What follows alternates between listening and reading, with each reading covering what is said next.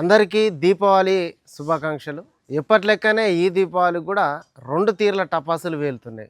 ఒకటి పేలే బాంబులు, రెండోది తుస్సు బాంబులు.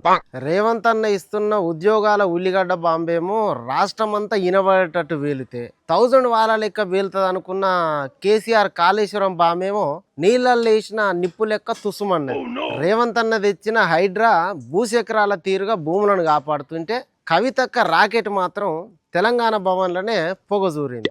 రేవంత్ అన్న ఇస్తున్న ఉచిత కరెంటు, ఫ్రీ బస్సు పథకం, సన్నబియ్యం కాకర పుల్లల తీరుగా మంచిగా ఎలుగుతుంటే ఇక కేటీఆర్ ఫోన్ ట్యాపింగ్ మాత్రం సుతిల్ బాంబుల తీరుగా ఎంత అంటించినా అంటుకోకుండా తుస్సుమంటున్నాయి.